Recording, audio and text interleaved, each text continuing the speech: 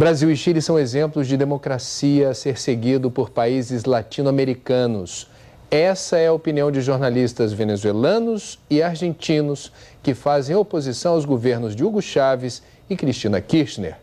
Jornalistas, intelectuais e políticos participaram de um seminário em São Paulo sobre democracia e liberdade de expressão. Sardenberg, apesar de citado como exemplo, o Brasil não se livrou de críticas. André, foram críticas e comentários feitos por participantes brasileiros. Eles se mostraram preocupados com as sucessivas tentativas de controle da imprensa e cerceamento da liberdade de expressão. Boa parte dessas críticas foi dirigida ao Programa Nacional de Direitos Humanos, no aspecto que prevê, entre outras medidas polêmicas, aquilo que se tem chamado de controle social da mídia. Tempos sombrios que pareciam ter ficado de vez no passado e ameaçam voltar. Jornais censurados, emissoras fechadas, os latino-americanos ainda batalham para garantir a liberdade de expressão. Alguns relatos dessa luta constante foram feitos aqui na abertura do debate. Em agosto último, a Administração Federal de Ingressos Públicos hizo un allanamiento en el diario Clarín. El día anterior, Clarín había publicado que el titular de la Administración Federal de Ingresos Públicos había incurrido en un supuesto acto de corrupción. La respuesta oficial fue enviarle 200 inspectores. Na Venezuela, as restrições são ainda maiores, na opinião do presidente da RCTV. Lá, as empresas de comunicação têm que cumprir regras que estabelecem a transmissão obrigatória de eventos do governo. Com isso, Hugo Chávez teria entrado em rede nacional mais de 2.000 vezes. A emissora do empresário, inclusive, não conseguiu renovar a concessão do sinal e está fora do ar. Mire, en Venezuela vivimos un régimen de mucho abuso y donde la gente está muy asustada. Por eso la Corte Suprema de Justicia, el Tribunal Supremo, no ha decidido ninguno de los recursos que hemos presentado. Algunos de ellos tienen 10 años pendientes. Os participantes do fórum lembraram que a situação do Brasil é diferente da vivida pelos países vizinhos, mas que as ideias de controlar a imprensa e cercear a liberdade de expressão ainda resistem, apesar da consolidação da democracia brasileira. Quem é contra os direitos humanos aqui? Ninguém, né?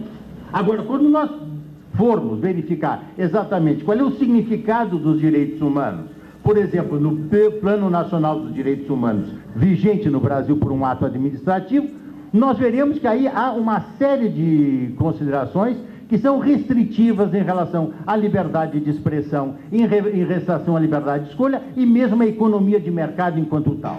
Na plateia, estudantes e empresários ouviram a opinião de jornalistas consagrados. Para eles, a liberdade de expressão é sempre uma conquista.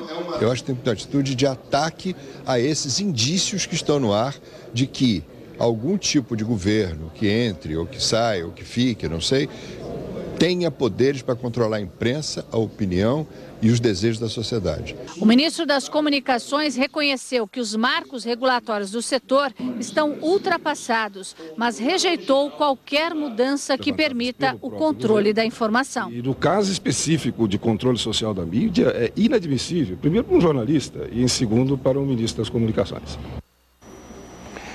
Bom, vários outros temas foram discutidos também nesse seminário, com a participação de autoridades, como, por exemplo, o deputado Antônio Palocci e o deputado Miro Teixeira, que levantaram alguns pontos interessantes. Miro Teixeira, por exemplo, levantou o ponto de que tem muita informação, muita imprensa de governo no Brasil, né? Tem emissoras do governo federal, emissoras ou programa dos governos estaduais, emissoras ou programa das prefeituras, quer dizer, há uma carga muito forte de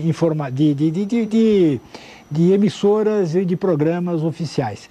Não que não sejam necessários esses programas, né? Porque o governo prestar informações é até uma obrigação e ele deve ter canais para isso. O problema é que esses programas frequentemente se transformam em propaganda política, né? Propaganda de um partido, de uma linha, de uma orientação e não informação pública direta.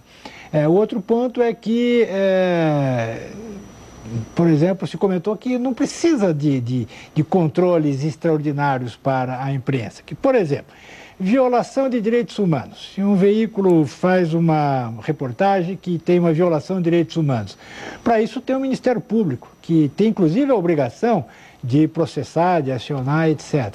Se sai alguma coisa errada, a pessoa atingida tem o direito de processar, de entrar na justiça. Se sai uma calúnia, também a mesma coisa, tem que ir aos tribunais.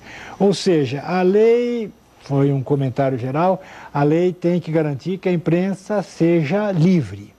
Os demais controles tem aí na legislação, na Constituição, nos tribunais, na justiça. Isso funciona para a imprensa e funciona para qualquer outra coisa. André? Concordo, viu, Sardenberg? Imprensa livre é termômetro da democracia. Nós não somos perfeitos, a imprensa não é perfeita, mas liberdade de expressão é fundamental e há, como você disse, direito de resposta.